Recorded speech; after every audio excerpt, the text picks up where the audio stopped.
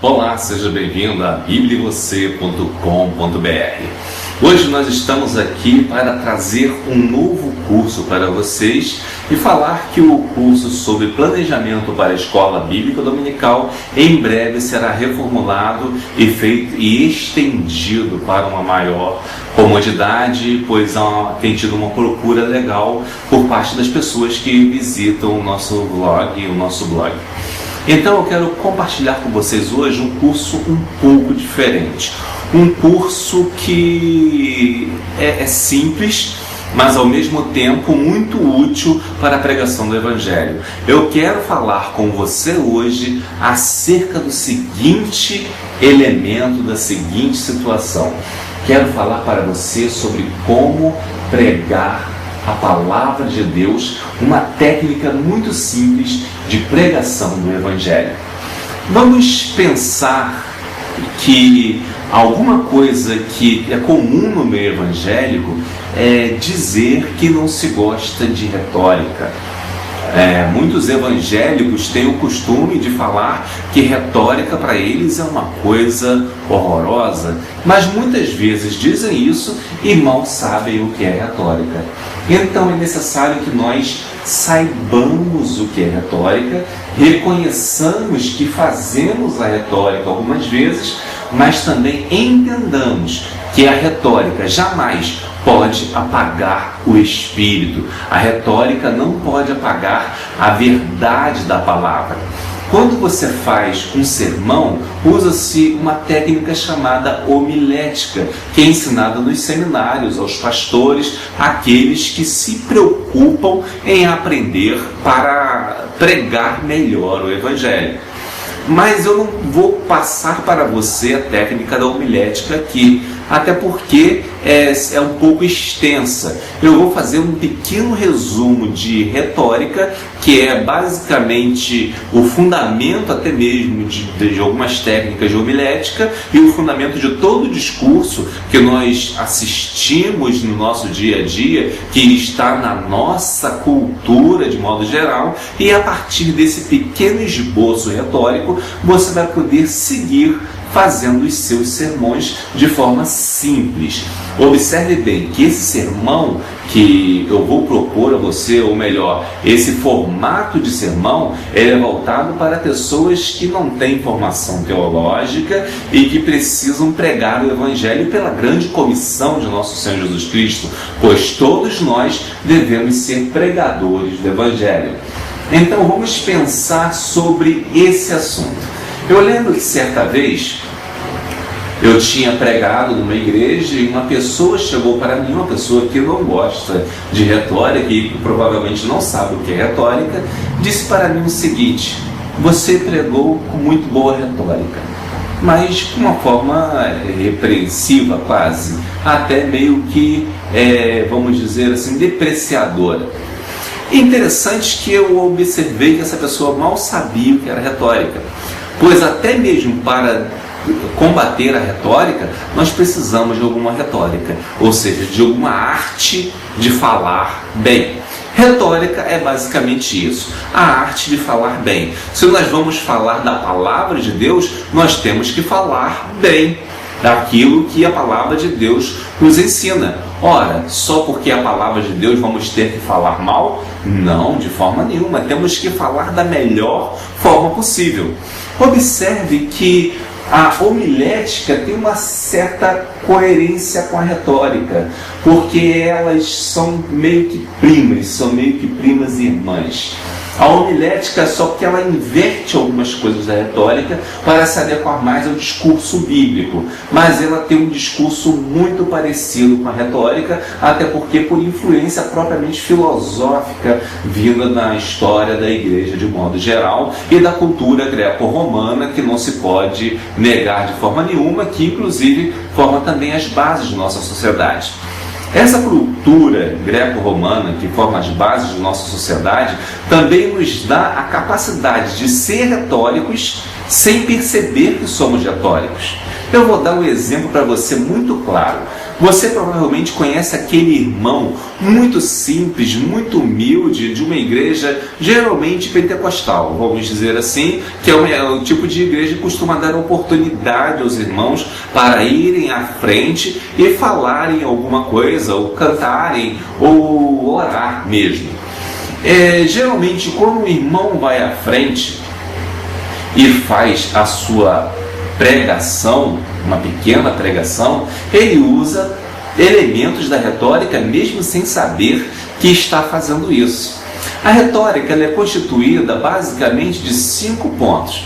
O primeiro é a introdução. Vocês observaram que eu introduzi esse assunto.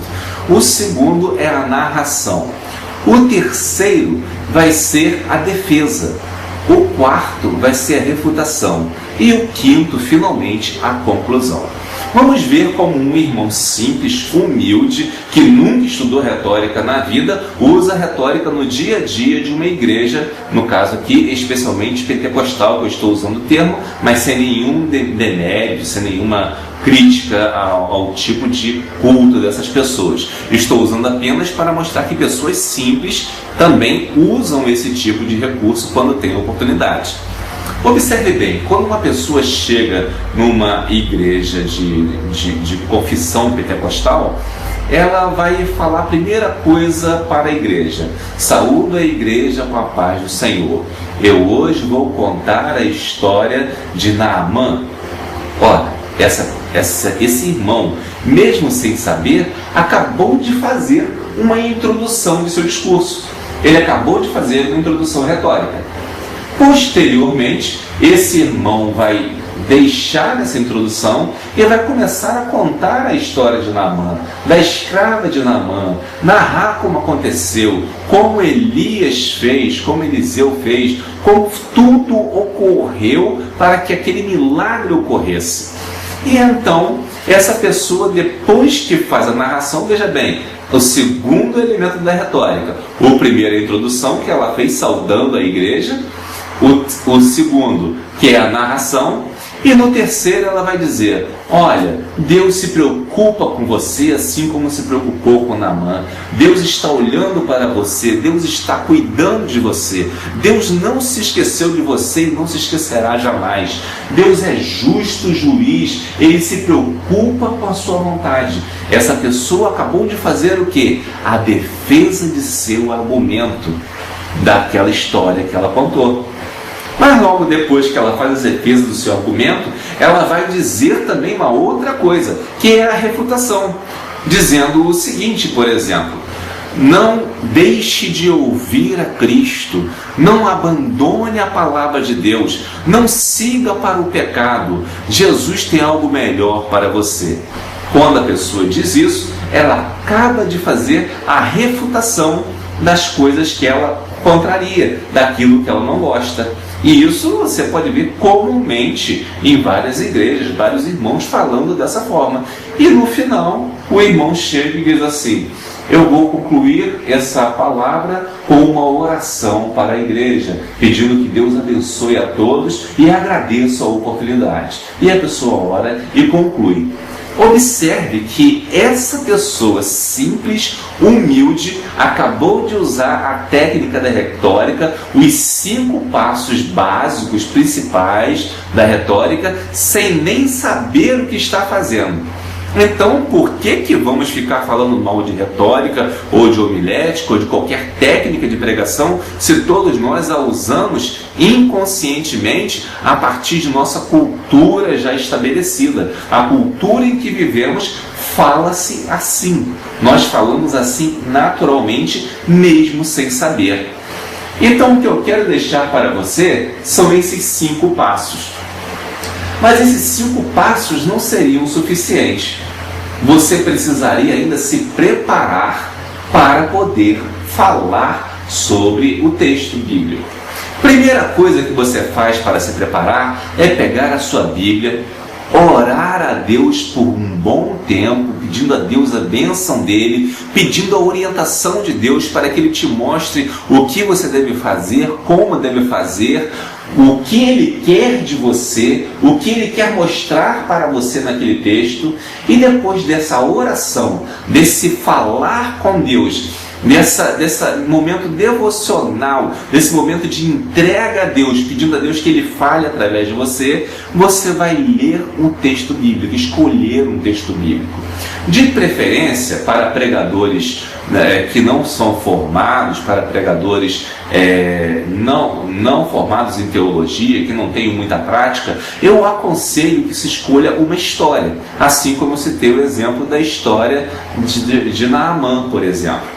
Você poderia citar, contar a história, por exemplo, digamos, as 10 virgens. Você contaria aquela parábola das 10 virgens e viria, depois da narração, depois da introdução da narração, faria a aplicação. Mas para que você faça essa aplicação, você tem que conhecer muito bem a história. Não basta você ler uma vez, você tem que ler repetidas vezes, muitas vezes. Talvez eu diria que é bom você ler mais de 10 ou 20 vezes o mesmo texto, para que aquele texto comece a entrar em seu coração. E leia em espírito de oração. A repetição é importante no seu devocional diário. É importante que você tenha essa capacidade de repetir aquela leitura várias vezes, e para poder ela tomar conta do seu coração, e assim você poder se encher da palavra e poder falar a outras pessoas. Se você não se encher da palavra de Deus, você jamais poderá ensinar a qualquer outro acerca da palavra de Deus. Poderá talvez enrolar, falar mentiras, que é o que as pessoas confundem com retórica, são os sofismas que confundem com a retórica, que é outra coisa diferente. Mentira não tem nada a ver com retórica. A retórica é uma técnica simplesmente de falar melhor para ser bem entendido e bem compreendido a palavra de Deus. Então vamos pensar nisso. Você acabou de estudar aquele texto, você orou novamente, meditou naquele texto durante toda a semana. Uma das coisas que você pode fazer para continuar convivendo com aquele texto durante a semana e meditando nele também, é você pegar MP3 de hinos, de textos bíblicos. Nós temos alguns muito bons, por exemplo, tem uma gravação da Bíblia toda pelo Cid Moreira em discos de MP3, ou discos comuns, como queiram. Tem 2 tipos. E temos também a Fé Vem Pelo Ouvir, que é um projeto que vai aparecer o link aqui embaixo, e que ele disponibiliza para você pelo menos o Novo Testamento em português inteiro, e você pode baixar gratuitamente pela internet.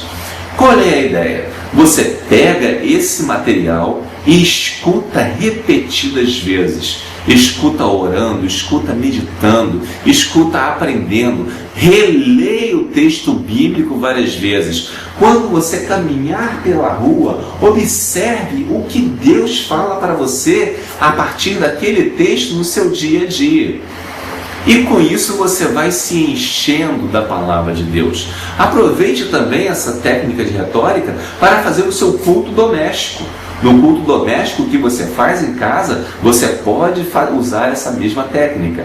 Você pode ainda usar para fazer vídeos na internet e para pregar a pessoas de diferentes partes do mundo a palavra de Deus.